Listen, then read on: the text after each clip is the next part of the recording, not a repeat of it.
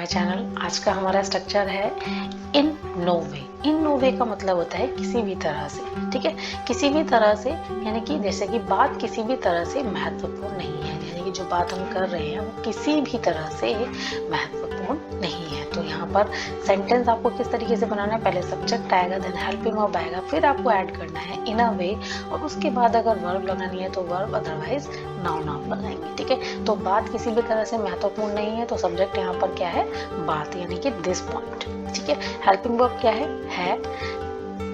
यहाँ पर देखिए सेंटेंस नेगेटिव है क्योंकि यहाँ पर नो लिखा हुआ है, तो आपको नॉट नहीं लगाना है। तो this point is in no वे।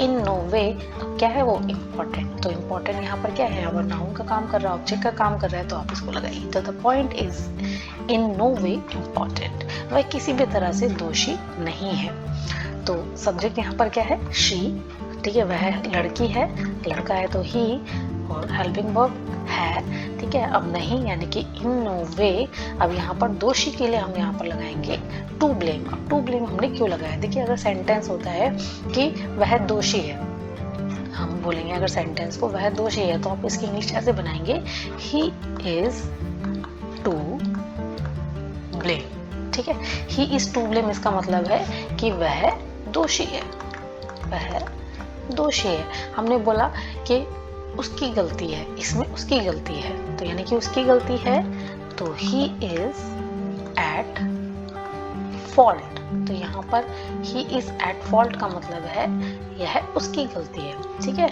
तो उसकी गलती है, यहाँ पर हमने लिख दिया उसकी गलती है।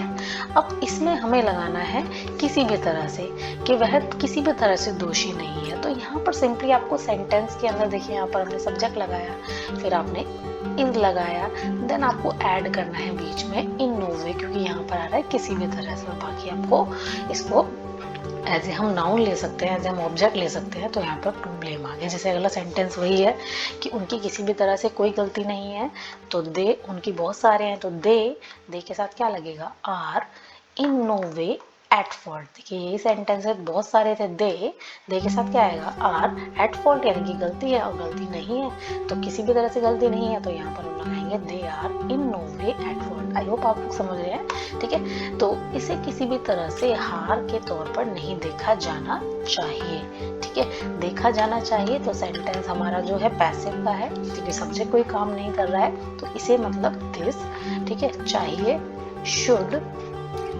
दिस शुड, अगर हम नॉर्मल सेंटेंस में, this should be seen as a defeat, यानी कि देखा जाना चाहिए इसे हार के तौर पर। अब यहाँ पर हम देख रहे हैं किसी भी तरह से नहीं देखा जाना चाहिए, तो this should in no way be seen as a defeat. तो यहाँ पर सिंपली आपको हेल्पिंग वर्ब के बाद इन अ नो वे पुट कर देना है, ठीक है। यह किसी भी तरह से हमारे मूल निर्णय को प्रभावित नहीं करेगा।